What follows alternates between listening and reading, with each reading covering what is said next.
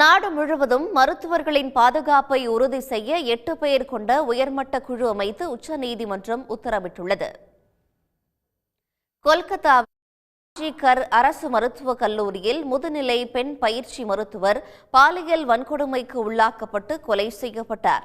இது தொடர்பான வழக்கை கொல்கத்தா உயர்நீதிமன்றம் விசாரணை நடத்தி வரும் நிலையில் உச்சநீதிமன்ற தலைமை நீதிபதி டி.ஒய். சந்திரசூட், நீதிபதிகள் தபர்திவாலா, மனோஜ் மிஸ்ரா ஆகியோர் அடங்கிய அமர்வும் தாமாக முன்வந்து இந்த வழக்கை விசாரணைக்கு எடுத்துக் கொண்டுள்ளது. பெண் மருத்துவரின் படுகொலை பயங்கரமானது மட்டுமல்ல, நாடு முழுவதும் உள்ள மருத்துவர்களின் பாதுகாப்பு சம்பந்தப்பட்டது என்பதால் உச்சநீதிமன்றம் தாமாக முன்வந்து வழக்காக எடுத்துக் கொண்டுள்ளதாக தலைமை நீதிபதி தெரிவித்தார்.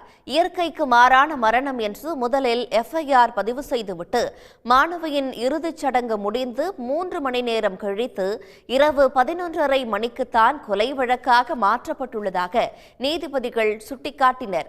ஆணாதிக்க மனநிலை காரணமாகவே நோயாளிகளின் உறவினர்கள் பெண் மருத்துவர்களை தாக்குகின்றனர் என்று தெரிவித்த நீதிபதிகள், மருத்துவர்கள் மீதான தாக்குதல் நடைபெறாத வகையில் நடவடிக்கை எடுக்க மற்றொரு வன்கொடுமை சம்பவத்துக்காக காத்திருக்க முடியாது என்று கூறினர். இளம் மருத்துவர்கள் அதிக நேரம் பணி செய்ய வற்புறுத்தப்படுவதாகவும், ஆண் பெண் மருத்துவர்களுக்கு தனித்தனியாக கழிப்பறை மற்றும் அலுவலறைகள் இல்லை என்றும் தலைமை நீதிபதி தெரிவித்தார். பணியிடங்களில் பெண்களுக்கு பாதுகாப்பு இல்லை என்றால் அரசியலமைப்பு சட்டப்படி அனைவரும் சமம் என்று எவ்வாறு கூற முடியும் என்று கேள்வி எழுப்பிய தலைமை நீதிபதி, பணியிடங்களில் மருத்துவர்களின் பாதுகாப்பை உறுதி செய்ய ஒருமித்த கருத்து அடிப்படையில் தேசிய அளவிலான பாதுகாப்பு நெறிமுறைகளை உருவாக்க வேண்டிய தேவையுள்ளதாக தெரிவித்தார்.